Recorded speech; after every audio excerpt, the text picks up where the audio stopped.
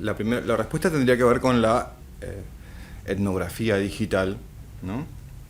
Y creo que el título de Etnografías Digitales se relaciona con las múltiples posibilidades de entendimiento de lo que es la etnografía digital. Nosotros la planteamos como una metodología, digamos, de investigación en ciencias sociales y humanas, como un enfoque teórico para mirar, digamos, las sociedades y también como el resultado, el producto, el informe, que es lo que generalmente la gente llama etnografías digitales o etnografía digital. Entonces, el plural alude a esa multiplicidad de miradas de lo que es la etnografía digital. Y también refiere a una intención de ampliar el campo de la etnografía y de las posibilidades de ese método, ¿no? Tomando en cuenta que a partir de la alta digitalización de nuestras vidas cotidianas y bueno, la necesidad de estudiar por parte de las distintas disciplinas de las ciencias sociales y humanas, como decía Daniel, bueno, es una necesidad que en un momento determinado se da, ¿no? Y nosotros buscamos con lecturas, con referencias que teníamos de este campo en otros países, en otros contextos, bueno, empezar a desarrollar algún camino en ese sentido y ampliar los alcances de la etnografía como se conocía hacia objetos que están atravesados por lo digital o son puramente digitales o objetos de estudio más tradicionales, pero que tal vez se les sumó alguna dimensión relacionada a algo digital, digamos. Bien, etnografía es un método que, digamos, forma parte de una metodología o de un enfoque cualitativo que se usa en las ciencias sociales, digamos, es como y las humanas también. Es por excelencia el método que surgió o que utiliza la disciplina antropológica, surgió dentro del contexto de la antropología a fines del siglo XIX y si bien digamos es un método privilegiado o por excelencia de la antropología, se comenzó a utilizar desde distintas disciplinas, ¿no? No solo la antropología. Y bueno, y la faceta digital, no sé si Dani querés ampliar. Sí,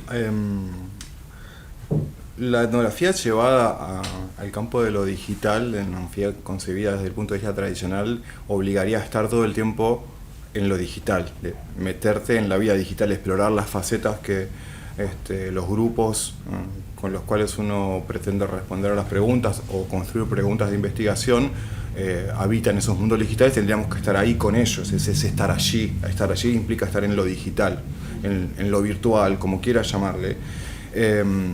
Y en ese sentido, digamos, la característica del adjetivo digital hacia la etnografía tradicional implica una serie de compromisos heredados desde la etnografía que tienen que ver con la construcción de una relación con la persona, que no implica, por ejemplo, simplemente ver una cuenta de Instagram o ver un perfil o seguir a alguien en Twitter o en X, digamos, ¿no? Que es por ahí a veces un poco la diferencia que nosotros hacemos en relación a lo que significa el método etnográfico digital, que no es simplemente espiar o lurkear, digamos, a los perfiles, sino que hay una responsabilidad de construcción de un vínculo y de ver qué pasa más allá también de ese espacio digital. Es una integración en esa hibridez que todo el mundo tiene en lo digital. En ese sentido, digamos, la etnografía digital como método de investigación científica se diferencia de eso que muchas veces se entiende como etnografía digital, que es simplemente ver qué pasa en Internet y solamente ahí, sin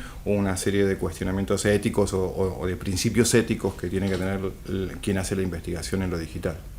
Y retomando algunas cuestiones que menciona Daniel, sí, hay otras formas de de abordar lo digital, por supuesto, otros métodos que no tienen que ver con lo etnográfico. Una particularidad de la etnografía es esto de establecer un vínculo profundo con las personas que participan de nuestros estudios, de nuestras investigaciones, estar un tiempo prolongado en el campo, o sea, construir un trabajo de campo que se co-construye con quienes participan. Eso es algo muy típico de la etnografía, no es, digamos, algo novedoso, sino que es un planteamiento o una pauta de este método.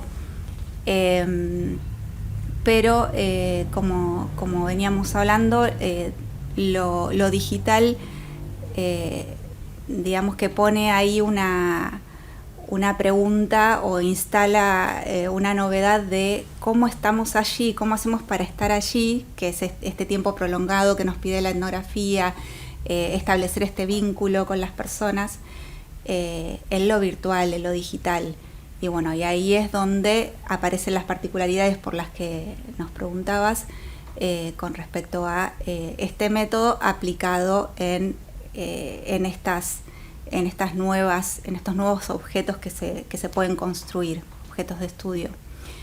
Y entre otras cosas, esta co-construcción del campo que se hace entre quienes investigamos y quienes son investigados, investigadas, hay una particularidad que se me ocurre mencionarla ahora, que es que digamos, nosotras como investigadores e investigadoras también podemos ser observados, también dejamos huellas en lo digital, o sea, también no sé, hacemos comentarios en las redes sociales, tenemos blogs, escribimos artículos, digamos que lo digital permite trazar como recorridos y esto que decía Daniel, lurkear, o sea, ser un poco voyeur del otro, de la otra. Entonces en esa co-construcción del campo y del objeto de estudio, quizás en una etnografía tradicional, la autoridad del investigador, la investigadora era mucho más nítida o mucho más notoria. En este caso, como quien investiga también puede ser observado por quienes participan y cuestionado y que está muy bien, o sea, es como si se horizontalizara, si bien después quien escribe el texto es el investigador, la investigadora, pero hay una posibilidad mayor, una apertura mayor a que se establezca una discusión, a que se establezca aquel punto de vista de quienes participan se negocie de otros modos que quizás antes no tenía ese mismo sentido, digamos, o esos sentidos. Hablando del recorrido de la etnografía en su encuentro con lo digital, bueno, nos tenemos que remitir a los años 90, por mencionar algún libro, está el de Jerry Tarkle, de Life on the Screen, o sea, porque se creía que las personas que empezaban a utilizar Internet, que eran grupos reducidos, o sea, no era la Internet que conocemos hoy con esta masividad, sino que se utilizaban en foros, había algún tipo de chat, pero eran grupos muy reducidos y eran, digamos, había como una actividad más anónima, se utilizaba un nickname, no el nombre y el apellido, como ahora estamos acostumbrados a utilizar. Entonces en ese momento, cuando la academia empieza a poner la mirada desde las ciencias de la comunicación, la antropología un poquito más tardíamente, pero desde otras disciplinas de las ciencias sociales, cuando empiezan a poner la mirada en los comportamientos y en las actividades en Internet, se observa o se analiza, se interpreta como como si hubiera una diferencia entre la vida en lo físico, la vida cotidiana real, digamos, y una vida virtual, una vida en la pantalla.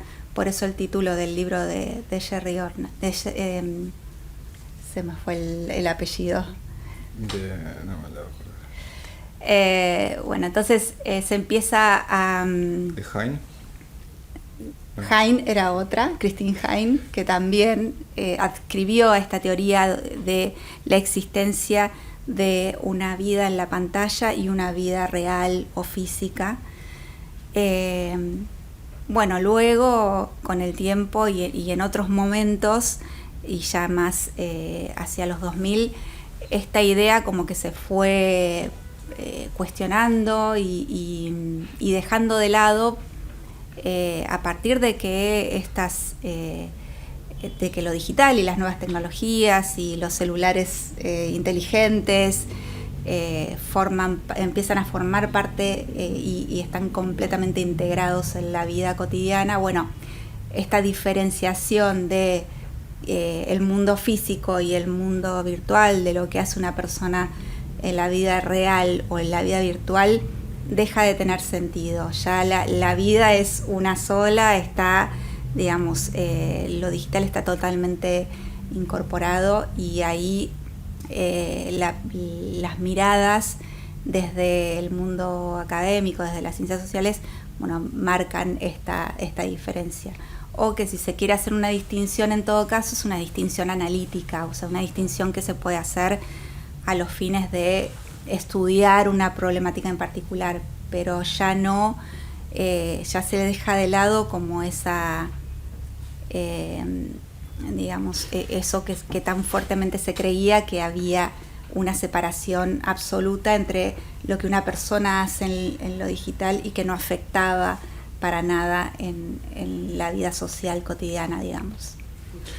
Sí, digamos, todo el desarrollo tecnológico, pensando en Internet y todo el conjunto de redes sociales, digamos, fue variando desde la disposición clásica de información para que uno vaya a buscar, a esta incorporación de algoritmos que nos ofrecen la información que en base al análisis de nuestros datos creen que queremos, ¿no?, que necesitamos, y esta idea de, bueno, en términos informáticos, de la web 1.0 hasta esta web semántica, ¿no?, esta idea de interpretación, esta posibilidad de dialogar, bueno, la inteligencia artificial generativa como lo último, y nuestra relación en la masificación de todo eso, en una lógica más de capitalismo de plataformas, implica que la metodología etnográfica tradicional se empieza a quedar corta, en el sentido de que ese estar allí, ¿no?, del campo tradicional, implica tener en cuenta todas estas dinámicas. Por ejemplo, los algoritmos, por ejemplo, la inteligencia artificial, esos no humanos, ¿no?, con los cuales empezamos a interactuar, que no son solamente humanos, sino que son humanos que interactúan con humanos, y nosotros como investigadores e investigadoras también tenemos esa interpelación, y eso replantea una herramienta vieja de la etnografía, que es la reflexividad, que sigue estando ahora como en primer plano. Decís, che, pero pará, tenés que pensar, como decía Carolina, en, bueno, lo que implica tu estar en esa situación, digamos, social, atravesada por la digitalidad. O sea, ¿cuántos perfiles tenés? ¿Qué compartís en esos perfiles? No es que como antes, que te ibas del campo y te ibas del campo, digamos, ya está, el campo terminado. Ahora hay una lógica de continuidad, es decir, lo digital, este desarrollo digital, cambió determinadas categorías que tenemos que pensar, como la categoría de tiempo, como los límites que establecemos, y creo que en ese sentido la etnografía digital es algo que no está cerrado, está constantemente cambiando. La última cuestión que nos interpela es de la inteligencia artificial generativa, en esto que decía, la interacción que tiene con las personas que estudiamos, con nosotros mismos, con la producción de conocimiento a nivel metodológico. En ese sentido, digamos, desde los comienzos del uso de lo digital o de la tecnología, diría, porque etnografía, los etnógrafos usaban cámaras fotográficas analógicas desde los comienzos, digamos, ¿no? Es algo que ha estado presente, pero que ha tomado autonomía y protagonismo a medida que se ha ido avanzando, se ha ido desarrollando, ¿no?, desarrollando la tecnología, y bueno, nos obliga a esto, que la etnografía digital hoy tiene que estar todo el tiempo pensando en cómo afecta nuestra manera de comprender esas gramáticas nuevas de la sociedad atravesada por lo digital. Bueno, nosotros el último capítulo del libro hicimos un experimento. Y el experimento consistió en tomar, digamos, a la inteligencia artificial como parte, como coautora, como coescritora, digamos, ¿no? Hacer un ensayo de ver qué es lo que pasaba, qué es lo que escribía, qué se le ocurría, qué información nos daba. Y después sobre eso nosotros empezamos a trabajar y a editar y a escribir. Pero en esto es explorar la pregunta justamente sobre qué rol tiene la inteligencia artificial real en nuestros estudiantes y nuestros investigadores, ¿no? Que ya lo teníamos antes con los software de análisis cualitativo de datos, ¿no? Que tienen un costo, por ejemplo, por empezar. Y que también en esa automatización también perdemos un poquito de control, cedemos un poco como investigadores e investigadoras, muchas veces, ¿no? Pues abrumados con la posibilidad con la necesidad de poder tener que producir, y esto nos ofrece la posibilidad de, bueno, yo te soluciono algunas cosas. Entonces hay como dilemas éticos, hay cuestiones que en relación a la inteligencia artificial se están pensando a nivel mundial, sobre regulaciones, por ejemplo, sobre a dónde va esa información, la cuestión de privacidad, la cuestión de derechos, ese texto que se produce, así como esa imagen que se produce, ¿de quién es? ¿Es mío? ¿Es de la empresa que que dueña de la inteligencia artificial? Bueno, todavía hay muchas preguntas. Nosotros en ese capítulo exploramos las preguntas, pensando justamente desde la etnografía de lo digital, de ciencias sociales, de ciencias humanas, pero no hay una respuesta concreta.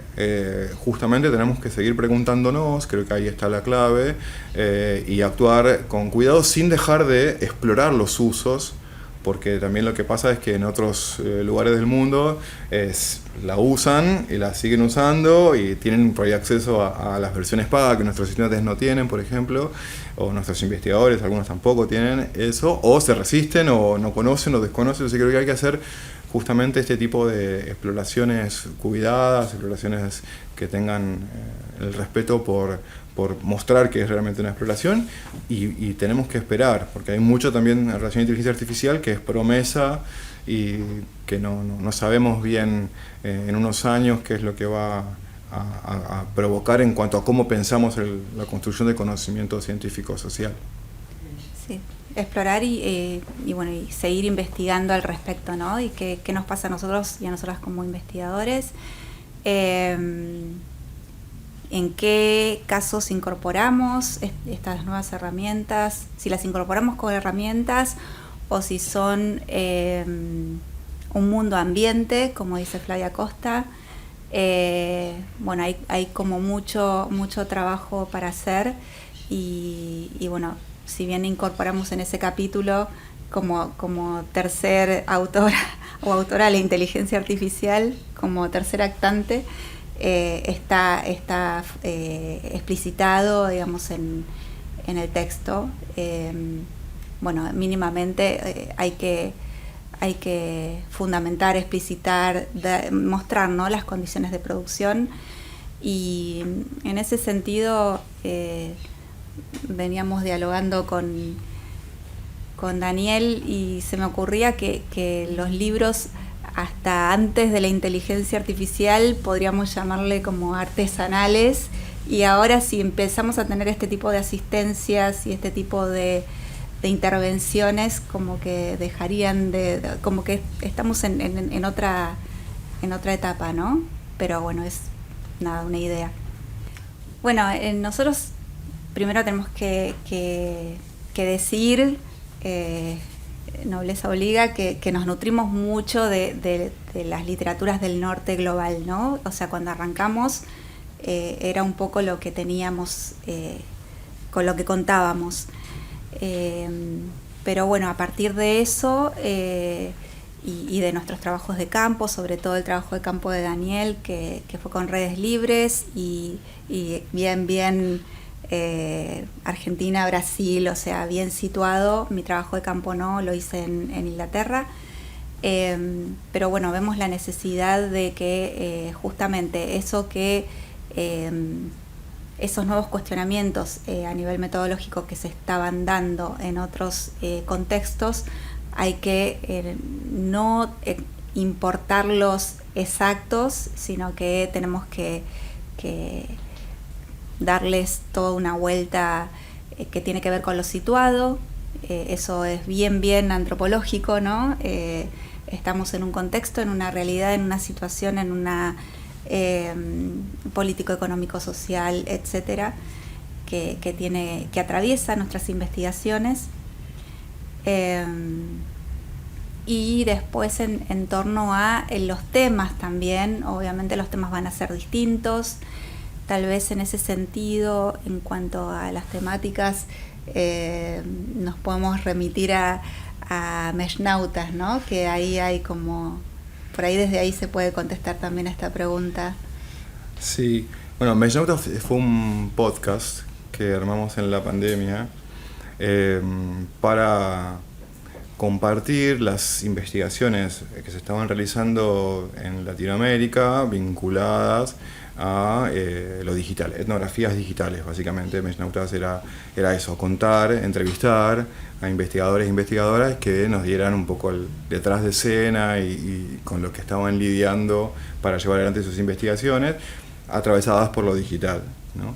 Y en ese sentido, digamos, claro, la idea de pensar a este método desde el sur aparece como algo necesario, un poco por lo que decía yo recién en relación a las desigualdades en el acceso. En el libro nosotros arrancamos con M, que es un personaje que un poco desde el sur lidia con esto, bueno, no tiene dinero para poder pagar la app que le permita, ¿no?, continuar con su campo. Bueno, ese tipo de desigualdades desde lo económico, también desde, bueno, quiénes son las empresas que producen el software que utilizamos, ¿no?, y la necesidad de un diseño, un desarrollo propio de software. Bueno, eso también es una característica que hace a esto situado que decía Carolina, más allá de, bueno, las problemáticas que nos interesan desde el sur, ¿no?, y quién marca la agenda de cuáles son los temas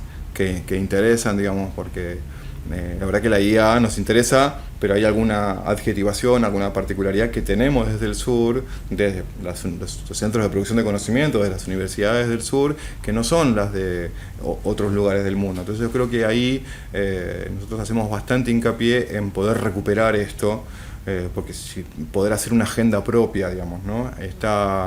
Hay varios grupos. Nosotros, de hecho, hoy trabajamos en el Círculo de Estudios de Antropología Digital. Esta universidad tiene también centros de producción de conocimiento donde los investigadores empiezan a repensar este tipo de cuestiones de, bueno, las voces del sur poniendo temas en la agenda mundial, ¿no? Y me parece que la etnografía y lo digital tiene la particularidad como método etnográfico situado de poder rescatar estas problemáticas, estos temas que nos preocupan a partir de las exploraciones en las sociedades, en las humanidades digitales.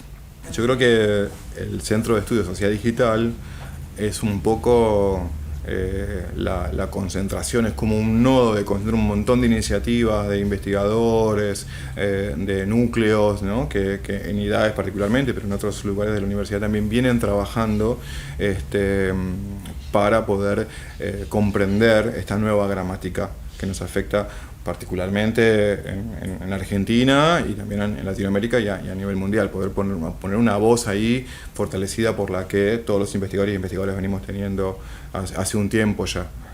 El libro particularmente tiene yo creo que un origen muy fuerte marcado en IDAES, porque es como la concreción escrita de unos seminarios, unos cursos que dimos en pandemia, porque justamente la necesidad de poder comprender, nosotros veníamos trabajando ya con etnografía digital desde nuestras propias tesis, que las hicimos acá en IDAES también, y en ese sentido esa posibilidad de compartir con estudiantes en cursos virtuales en aquel momento nos obligó a sistematizar, y esa sistematización nos sirvió muchísimo a nosotros, y creo que fue el origen después cuando Cuadernos de Cátedra, digamos, saca el ofrecimiento, y bueno, la verdad, después dimos la materia presencial, etcétera, pero dices, bueno, acá hay algo que nos parece interesante compartir, porque los estudiantes investigadores que participaron siempre lo reconocieron, y me parece que el libro en ese sentido surge a partir de ese espacio que nos dieron para poder compartir y construir un conocimiento en relación de la etnografía digital. Sí, y también la importancia de los círculos de estudio, porque el puntapié inicial fue un círculo de estudio de antropología digital. El primero lo hizo Daniel en 2013, yo me incorporé en el segundo círculo de estudio en 2016, y bueno, la verdad fue un espacio de intercambio súper rico, y que en principio tenía solamente pretensiones de realizar intercambios entre quienes estábamos interesadas por estas cuestiones y este método, y por las nuevas temáticas que la antropología podía llegar a tratar y de qué formas. Y bueno, y esto se fue, digamos, cuando vimos la posibilidad de, y en este intercambio, la motivación también desde estudiantes, desde investigadores, investigadoras, y que si bien nos costó quizás más al comienzo intentar construir este campo inexistente, no solo en la UNSAM, sino en las universidades nacionales en general de la Argentina. Una vez que se dio la situación de la pandemia, ahí sí, digamos, eso fue como un momento bisagra, por esto que mencionábamos de la necesidad de muchos y muchas estudiantes de plasmar sus investigaciones sin poder realizar digamos, trabajo de campo físico, ¿no? O sea, y ahí sí tuvo un impulso, y creemos que participar ahora del Centro de Estudios de Sociedad Digital, bueno, nos va a dar como este marco que ya quizás en un principio muy embrionariamente estábamos buscando, y ahora se termina como de fraguar, ¿no? Se termina como de fraguar todo, una etapa, digamos. Sí, sí.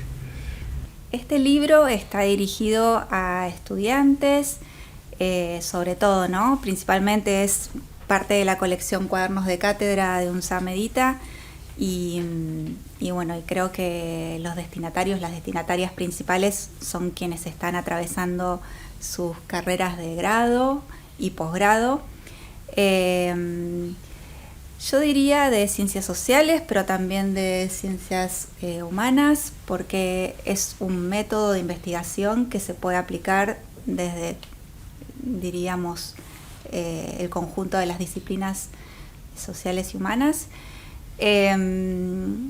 Y después, como está escrito de un modo, digamos, bastante amable, por decirlo de alguna manera, bastante didáctico, que es uno de los requerimientos de los cuadernos de cátedra, ¿no? Que puedan llegar a distintos públicos, me imagino también, interesadas en distintas formas de investigar lo social, y en ese sentido es un aporte también a la investigación social más en general, ¿no? Sí, coincido, digamos. Me parece que el libro está dirigido a estudiantes principalmente, pero también a investigadores, porque recibimos consultas de investigadores de ciencias sociales y humanas sobre esto que estoy haciendo, ¿es etnografía digital o no? ¿O es un híbrido, no? Entonces me parece que también el libro explora y puede brindar orientaciones y respuestas metodológicas a investigadores. como dice Caro, está escrito de una forma amena y también tiene como muchos links, muchas referencias para seguir profundizando en otros materiales, otras investigaciones, para aquellas personas que, bueno, no siendo estudiantes y son investigadores, quieren tener algún otro tipo de profundidad o de material, digamos, como específico en algún aspecto de la metodología, lo puede hacer también. No, yo estoy re contento porque la verdad que son muchos años de trabajar, de explorar, de investigar, de equivocarnos. Hemos equivocado un montón también. Y me parece que el libro, que esta posibilidad que nos dio UNSAM Edita en Cuadernos de Cátedra, casi que te diría que me emociona poder verlo plasmado ahí, todo ese trabajo que con Caro venimos haciendo durante años, que bueno, nada, UNSAM y EIDAE siempre nos brindó la posibilidad de compartir eso que íbamos aprendiendo, así que yo estoy re contento de que se vea plasmado en el libro. Eso, agradecimiento. Gracias.